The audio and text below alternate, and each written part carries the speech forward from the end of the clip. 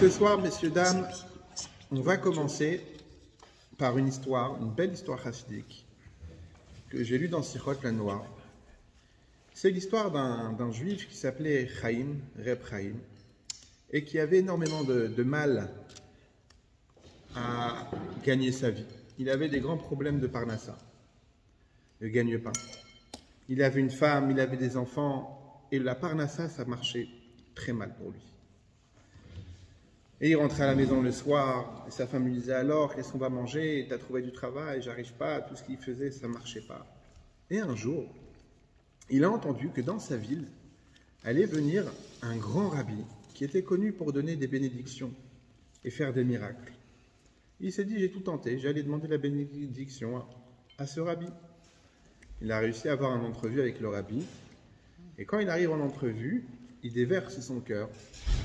Et il supplie le rabbi en pleurant, « Rabbi, j'ai besoin d'argent, j'ai besoin d'une parnassa, s'il vous plaît, aidez-moi à trouver, donnez-moi une bénédiction, guidez-moi, qu'est-ce que je peux faire pour gagner ma vie ?» Le rabbi lui dit, « Je vois dans ton mazal, dans ton signe astrologique, que tu vas trouver un très bon travail. Mais par contre, comment ça va ? On dirait un revenant de la guerre, il revient du front. » Et un Super Mario, il n'y a pas d'outil. Alors, c'est quoi? Et il dit comme ça, je vois que tu vas trouver un très bon travail, mais j'ai pas le droit de te dévoiler que va être ce travail-là. Et il dit, mais Rabbi, je m'en supplie, dites-moi au moins, ça va être quoi ce... Viens, décale-toi un petit peu par là. Ça va être quoi ce travail-là? J'ai besoin de savoir quoi je vais faire. Rabbi dit, écoute, ça ne change rien, combien tu vas pleurer, combien tu vas me demander. Je ne peux pas te dire, je ne peux pas te révéler, te dévoiler qu'est-ce que ça va être ce travail-là. Alors, il sort de là-bas, de la Yechidout, de l'entrevue, et il commence à marcher dans la rue. Il marche à droite, à gauche, pensif, mais comment je vais rentrer? Qu'est-ce que je vais faire? Et donc, il sort de cette Yechidout, de cette entrevue privée, il est dans la rue, bredouille, il a peur de rentrer à la maison avec les mains vides, ses enfants ont faim. Et il se promène, il marche, pensif, qu'est-ce que je vais faire, qu'est-ce que je vais trouver? Et la nuit commence à tomber. Et pendant qu'il marche, il fait du va-et-vient dans les rues, à un moment il s'arrête, tout pensif. Il se retrouve devant une porte de magasin qui est apparemment fermée. Les propriétaires ont dû partir très rapidement, ils ont mal fermé la porte. Et là, il y a une voix en intérieur qui lui dit « Ah non, fais pas ça, c'est interdit. Je ne peux pas rentrer, c'est interdit de voler. » Et d'un autre côté, il dit, mais mes enfants, il y a une voix qui lui dit, mais tes enfants, ils sont en train de mourir de faim, c'est aussi péché de laisser une personne mourir, il faut faire quelque chose. Il regarde à droite, à gauche, il voit qu'il n'y a personne qui est là, c'est le vide. Il ouvre délicatement la porte, il rentre, manque de bol, c'est pas un magasin de nourriture, c'est un magasin de Velvel qui vendait du fer. Mais il voit une boîte qui apparemment s'apparente à être la caisse. Il s'approche, il met la main dedans, il voit plein de pièces. Et il se dit, je vais prendre uniquement de quoi acheter du pain. Il prend quelques pièces, il sort. Il fait attention que personne ne le repère quand il sort. Et il va vite à la boulangerie avant que ça ferme, il prend du pain, il rentre à la maison. Et quand il arrive à la maison, la première chose qu'il fait, il prend un feuillet, un petit calepin, et il note, aujourd'hui, j'ai volé, entre guillemets, tant et tant de pièces dans tel magasin. Et si Dieu veut, un jour, quand j'aurai de l'argent, je pourrai rembourser. Le lendemain, il marche. Et il tourne encore dans la ville. Et là, il s'avère que c'est le magasin de Reb Pinchas qui est ouvert. La même scène qui se reproduit. Et il rentre, paf, professionnellement, personne ne le repère, il n'y a personne, une vraie bracha, une bénédiction. Toutes les portes sont ouvertes. Et il arrive, il prend ce qu'il a besoin, il se rappelle, il note bien à la maison, la première chose qu'il fait, c'est qu'il note, aujourd'hui, j'ai volé tant et tant dans tel magasin. À tel point que le lendemain, dans la synagogue, les gens commencent à parler, vous avez entendu, il y a quelque chose d'étrange qui s'est passé, chez Reb Velvel, chez Pinchas, ils ont laissé leur magasin fermé, apparemment ils se sont fait cambrioler, mais le voleur, apparemment, il est très honnête, il a pris à peine quelques pièces, il n'a pas tout pris alors qu'il aurait pu tout prendre. Et ça rend fou un peu les gens ils disent, mais c'est qui ce voleur tellement honnête? La rumeur, c'est partout. Agana Vayachar, le voleur honnête. À tel point que la rumeur s'éparpille, quand on a parlé Shabbat, la rumeur ça va très vite, que le maire de la ville, il entend parler de ça, que dans sa ville, il y a une personne qui s'est volée, mais qui est honnête. Mais il dit, mais c'est qui cette personne-là qui peut voler? Elle prend plein d'un coup, au lieu de faire ça, il prend tous les jours ce qu'il a besoin. Il dit, je vais faire ma propre enquête.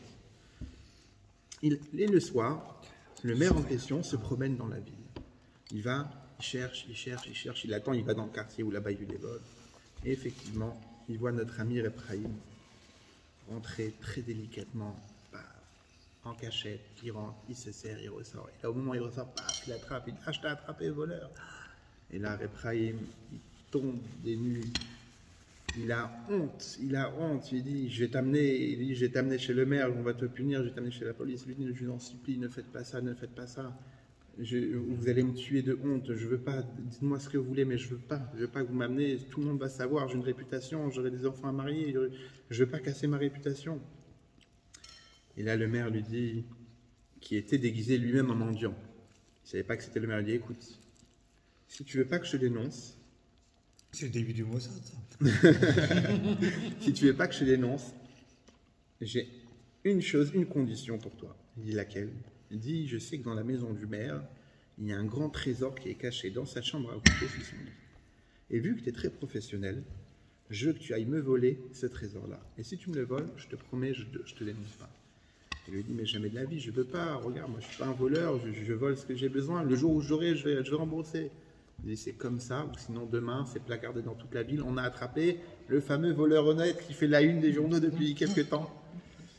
Il n'a pas le choix, il dit d'accord, il l'amène avec lui, ils arrivent, c'est le soir, tard, il n'y a personne dans les rues, ils arrivent dans la maison du maire qui est bien, a priori bien protégée, et il dit vas-y. Et l'autre, professionnellement, une vraie bracha, il arrive à se faufiler, il grimpe, pas un bruit, ni les chiens repèrent, ni le garde repère.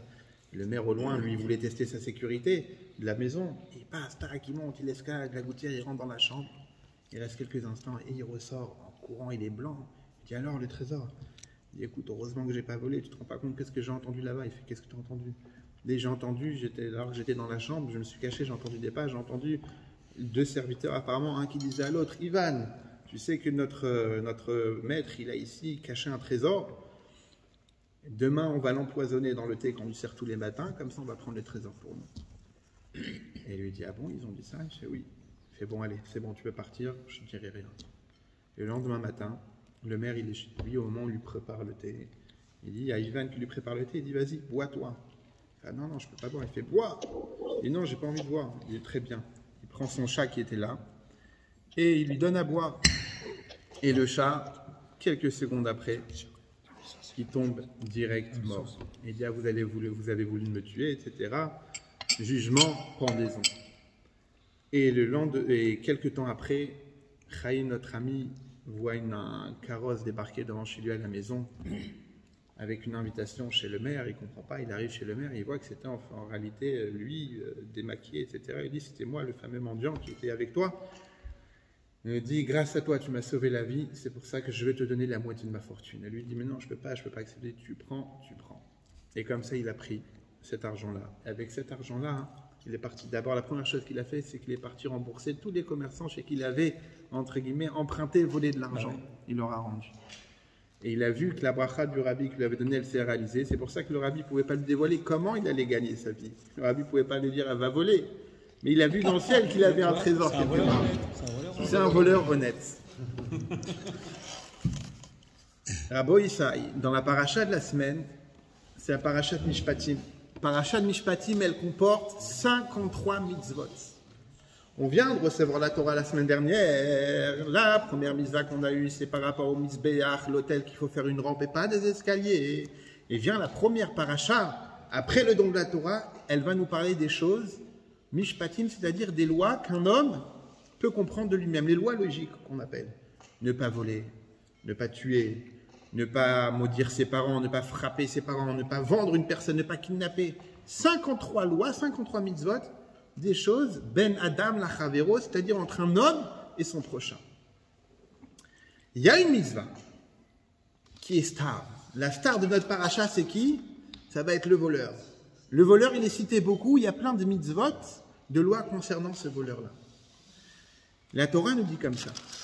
Une personne qui vole un objet et qui se fait attraper, il devra payer le double. Tu as volé une montre, tu dois la rembourser le double de son prix. Par contre, si cette personne-là, elle a volé un animal, alors si c'est un chor, c'est-à-dire un taureau, une vache, à ce moment-là, elle devra payer 5 fois le prix. Et par contre, ici, c'est pas samedi, ici, on parle pas. Qu'est-ce que t'as contre Super Mario et Luigi? Et il nous dit comme ça que si c'est un taureau, le taureau, il faut payer 5 fois le prix du taureau. Si c'est un agneau ou un mouton, du petit bétail, il faudra payer uniquement 4 fois. Ce qu'on appelle Arba'a Vachamisha. Dans la Gemara, il y a 3 masertot qu'on appelle les babot, ou bien les zikin, Baba Kama, Baba Metzia, Baba Batra, qui va juger tous ces cas-là du vol, de la vente, etc. Donc une personne, un voleur, qui va voler un mouton ou bien un agneau, et qui va le vendre, ou bien qui va lui faire la shrita, c'est-à-dire qu'il va l'égorger pour lui-même, il devra payer 4 ou 5 fois le double. 5 fois s'il s'agit d'un taureau, et 4 fois s'il s'agit d'un agneau. Et vient, tout le monde se pose une question, pourquoi cette différence? Pourquoi cette différence déjà entre un vol lambda, je vole une montre, et le vol des animaux? Viens, Rashi répond à cette question-là. Et il nous dit, Rabban Yochanan ben Zakkai Doresh.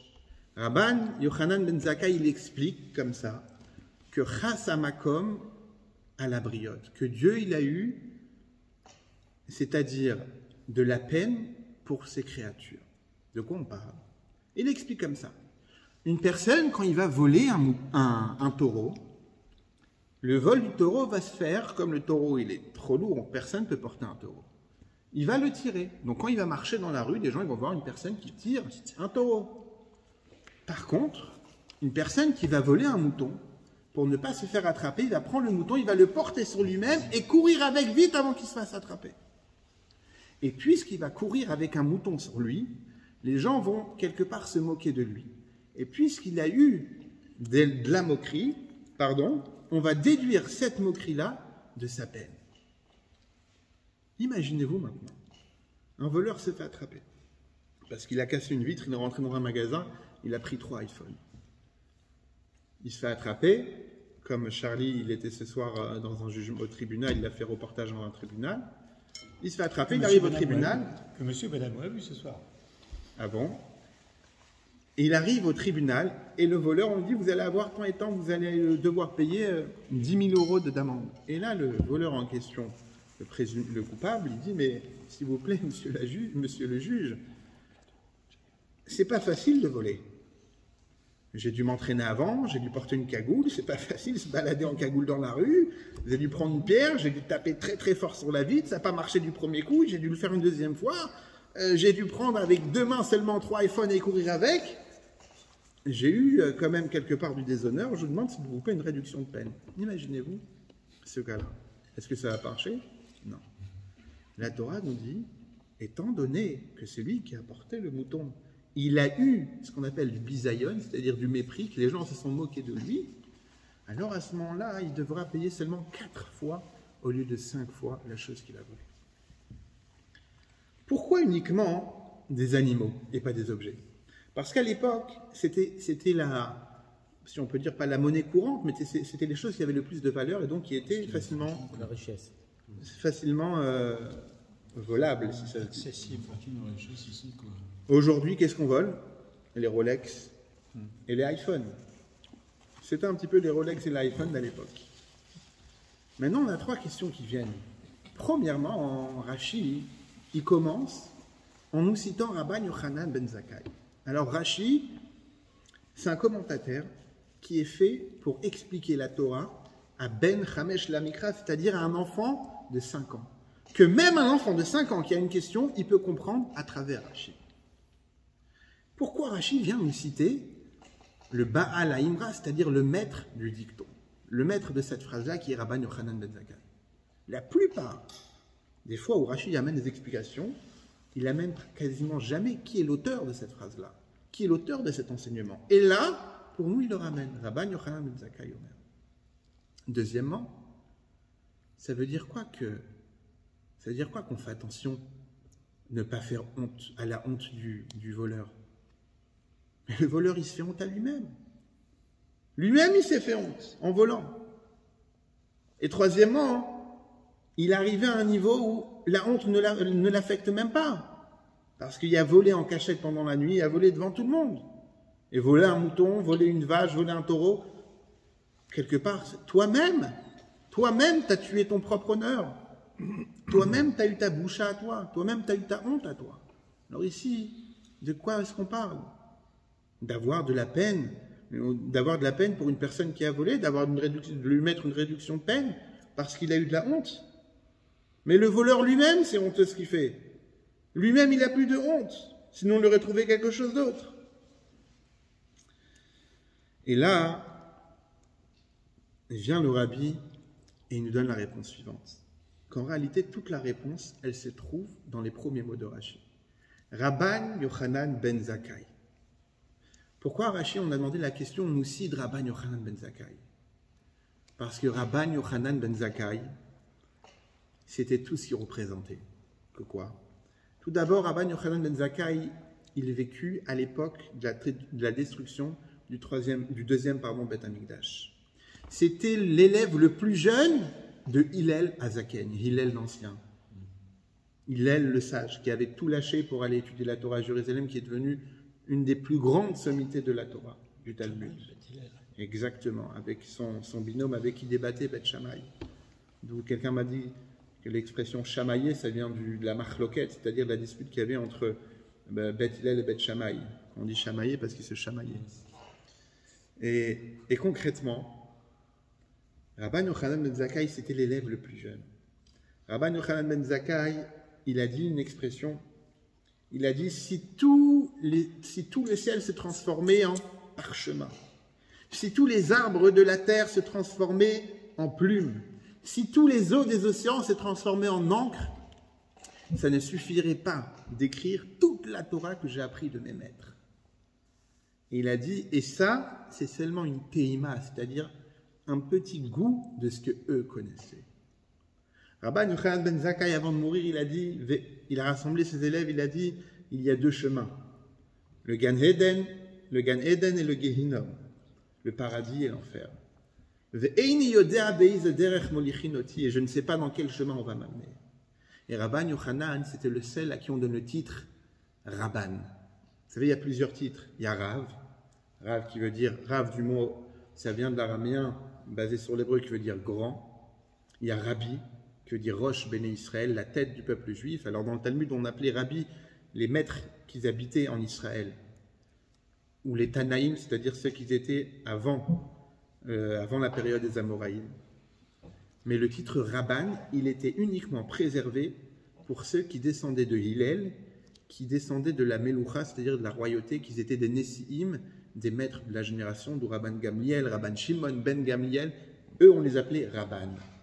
Et Rabbi Yochanan ben Zakkai, que lui n'était pas de cette lignée-là, c'était le seul qu'on appelle qui a eu le titre de Rabban. Pourquoi? La Gemara Brachot nous raconte la chose suivante. Rabban Yochanan ben Zakkai, après tout ce qu'on connaît sur lui, la grandeur de son étude, avec la yeshiva qu'il avait, avec toutes les lois qu'il avait fait justement pour préserver le judaïsme au moment de la destruction du deuxième temple. Quand il marchait dans le marché, quand il allait au marché, il traversait le marché pour aller à la choule, il n'y avait pas un homme à qui lui, il disait shalom en premier, que ça soit juif ou non juif, comme ça la Gemara elle dit. C'est-à-dire que quand il marchait quand il marchait pour aller à la synagogue ou au Beth Midrash, il traversait le marché, il était entouré de tous ses disciples, de ses shamashim, de tous ses élèves, et que les gens voyaient Rabban Yochanan ben Zakkai marcher, tout le monde voulait aller le saluer ou bien attirer son attention. Avant même qu'ils puissent le regarder, c'était Rabban Yochanan ben Zakkai qu'il allait lui-même saluer chacun. Comment ça va? Et là, le Rabbi nous dit, c'est pour ça que Rashi nous ramène Rabban Yochanan ben Zakkai. Parce que Rabban Yochanan ben Zakkai, il nous a appris une chose. Le kavod, c'est-à-dire l'honneur que tu fais à une personne, ça c'est la vie. L'estime que tu donnes à une personne, c'est vital. C'est ce que Rabban Yochanan ben Zakkai nous apprend. Vous savez, dans le Chassidut, on explique qu'il y a 3 niveaux de ta'avot, c'est-à-dire des envies matérielles. Un enfant, vous allez lui proposer des billets ou des bonbons, il va préférer des bonbons parce qu'il est enfant. Un adulte, il va aimer l'argent. Mais un adulte, hein? Il peut aimer les deux. Et les deux. Mais il va aussi prendre l'argent. Alors qu'un enfant, il ne va pas l'avdafka prendre l'argent. Ça dépend s'il vient éduquer l'enfant. T'inquiète pas pour eux, ils savent quoi en faire. Ouais, Pour Moshe Rabbeinu, le Midrash raconte pour Moshe Rabbeinu que quand il était sur les genoux de Paro, les astrologues lui ont dit attention, il veut te détrôner. Parce qu'il avait touché la couronne de Paro. Il dit il faut le tuer, il veut te détrôner. Il dit mais non, c'est qu'un enfant, et un enfant il aime ce qui brille. Il dit la preuve, mettez devant lui une assiette de braise et une assiette pleine d'or et d'argent, vous allez voir qu'il va choisir l'or. Et il va choisir, la braise parce que ça brûle plus. Et ils lui ont dit, s'il prend l'or, il faudra le tuer parce que ça veut dire qu'il veut vraiment prendre votre place. Et il est écrit que Moshe Rabbeinu, il a tendu sa main pour prendre l'or et il y a un ange qui est venu au dernier moment, qui lui a poussé la main et il a pris la braise, il l'a mis dans sa bouche, et il s'est brûlé la langue et c'est de là que vient que Moshe, il était La bègue. bouche embarrassée. La langue lourde. Il avait la langue lourde, il était bègue à cause de ça. Donc tu vois, comme tu dis Charlie, c'est vrai que ça dépend de l'éducation. Mais c'est comme ça, parce que Moshe il était voué être le maître, le roi. Donc il aime il a tiré par ce qu'il a de valeur, la vraie valeur. Rav, c'est ce Rabbi Yochanan qui était censé être très beau, le plus beau de ça. Non. C'est pas lui, c'est un Non, autre. il est venu après. Parce que celui-là, l'autre, Ouais. il a eu des antécédents de bandits un peu, non? Resh Lakish, Ah, c'est Resh Lakish. son binôme, Voilà. avec qui il a eu C'est affaire. pas lui, c'est Resh Lakish. Oui. Mais selon moi, ils sont venus après, c'est une génération d'après. D'accord.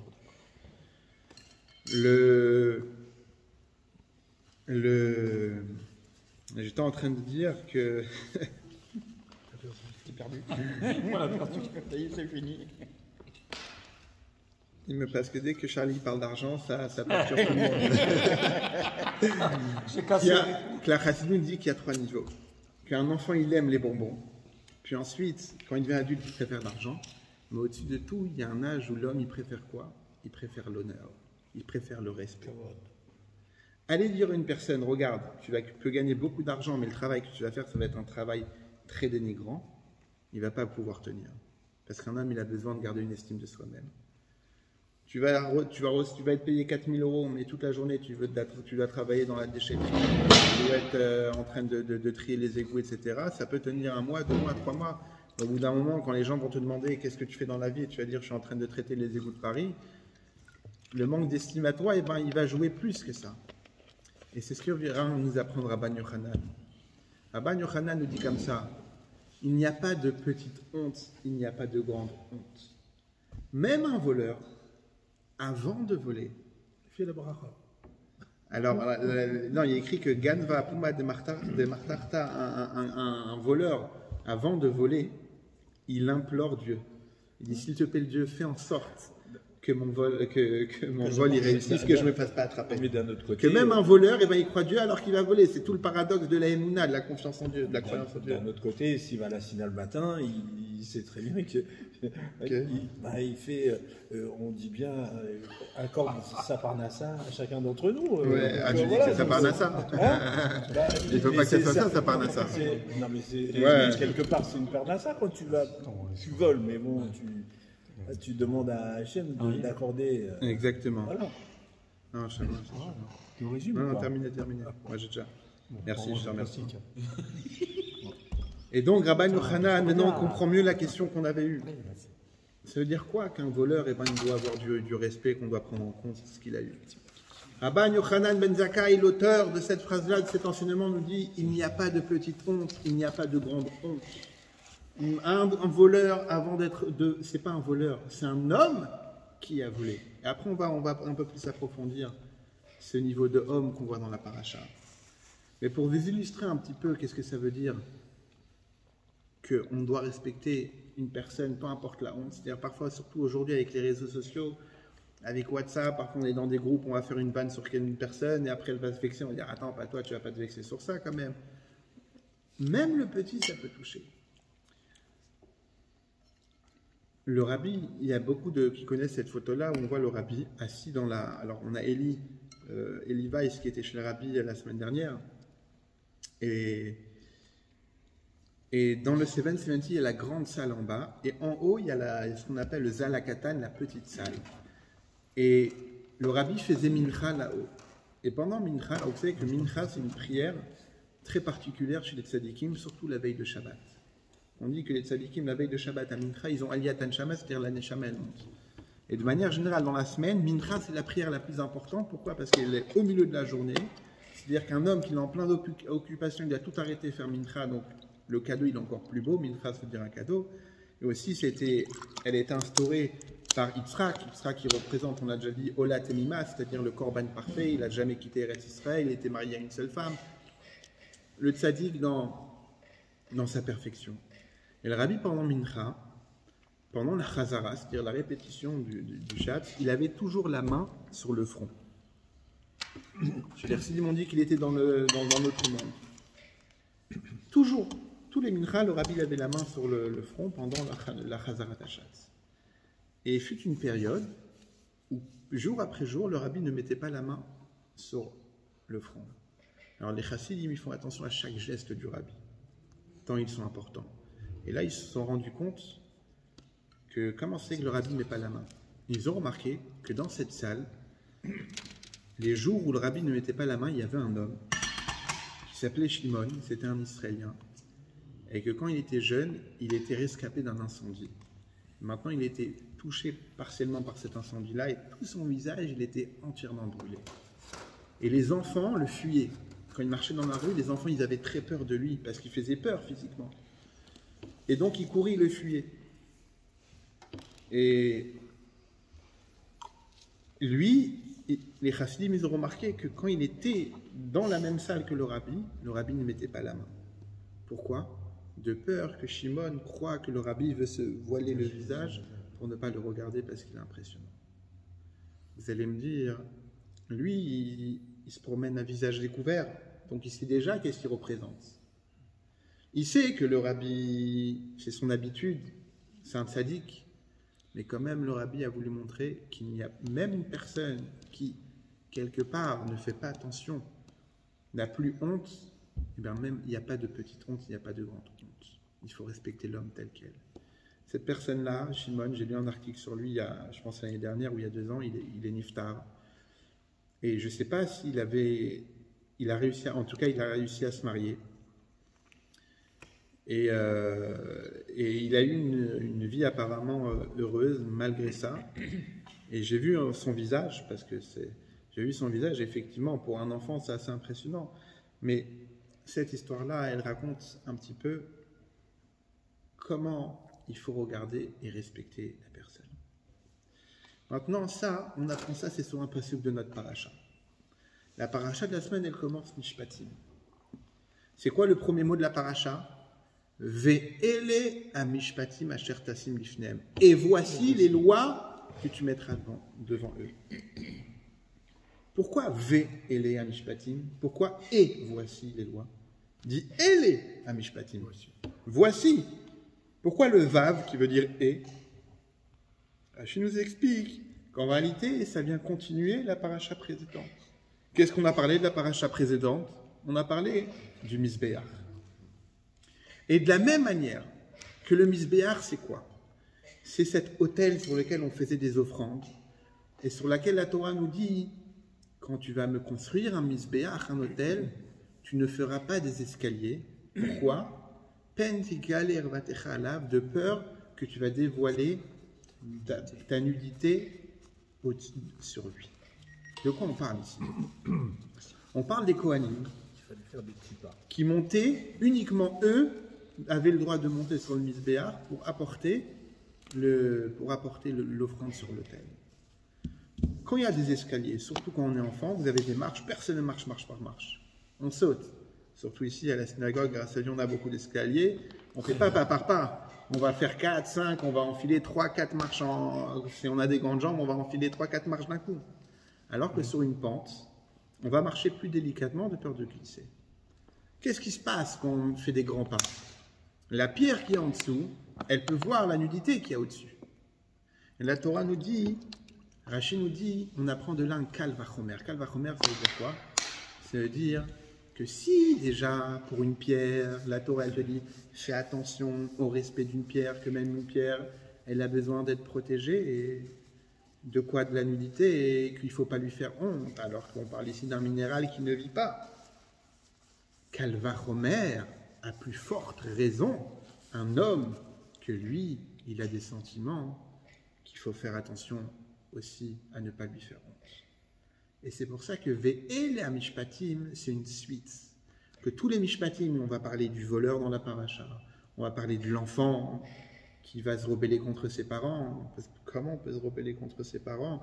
Surtout dans le peuple juif, où on a un certain respect de qui on parle ici. Alors il y a toute une dracha qui nous explique, j'ai entendu du Rav Jacobson, mais c'est un cours à part entière, qu'il n'y a pas d'enfant. C'est-à-dire que c'est les parents, quelque part, qui vendent l'enfant ou qui veulent faire l'enfant comme eux, ils ont envie de faire. Et toute cette paracha, c'est une suite à Ve'ele Mishpatim de ce Misbeach-là, qu'il faut se comporter avec chacun comme on se comporte avec le Misbeach, c'est-à-dire dans le respect le plus total.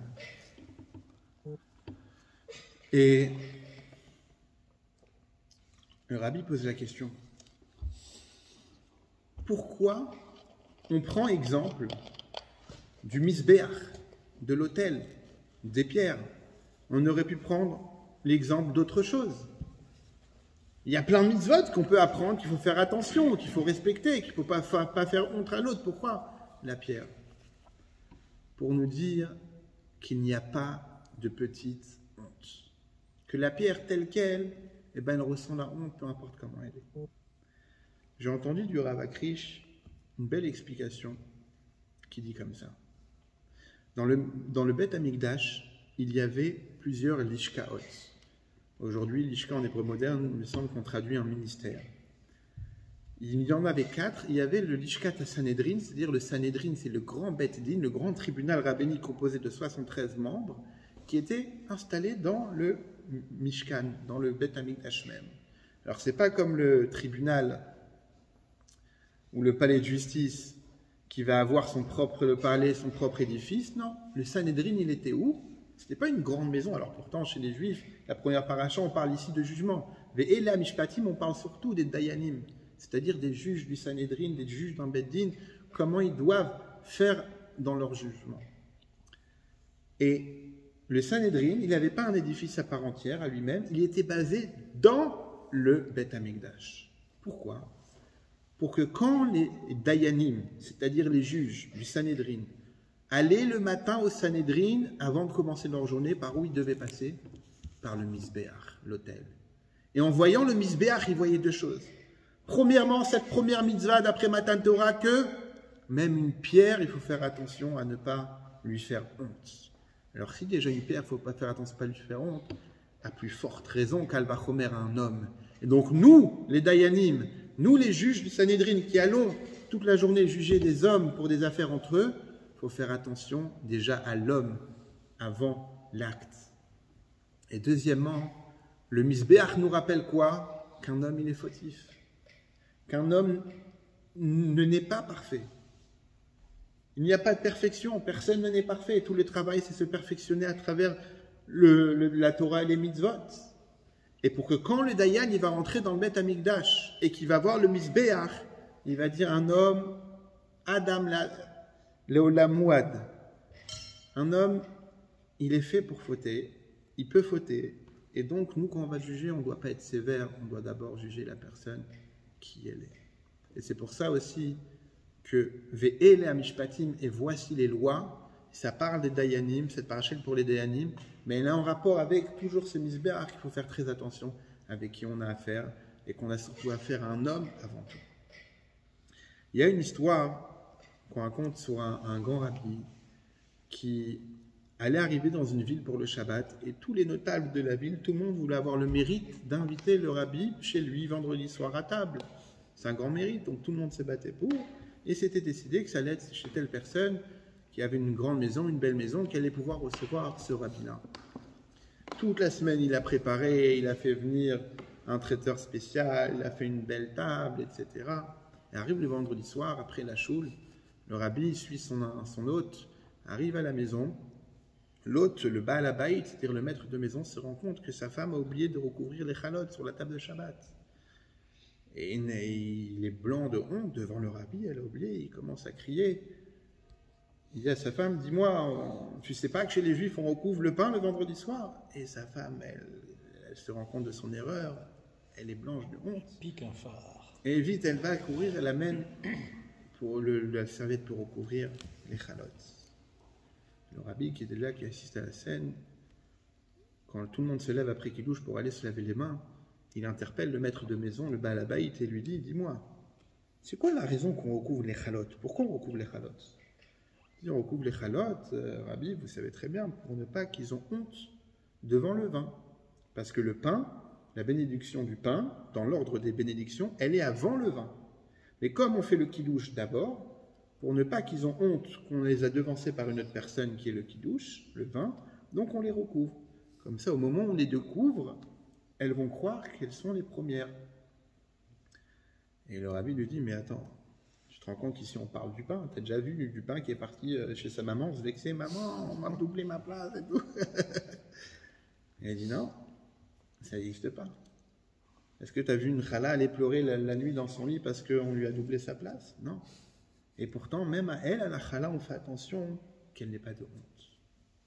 On dit à plus forte raison, ta femme, un être vivant qui s'est fatigué à faire cette table-là, que tu dois faire attention à elle, que même si elle s'est trompée, elle va ressentir la honte. Et c'est à elle qu'il faut faire attention. Et ça, c'est ce que la Torah vient nous apprendre avec cette différence-là. Kignov, Ish, Shor, Ose, ou Fachom, Charo, un homme qui va voler un mouton, ou un homme qui va voler un taureau, la différence qu'il devra payer. Parce que oui, il a été humilié.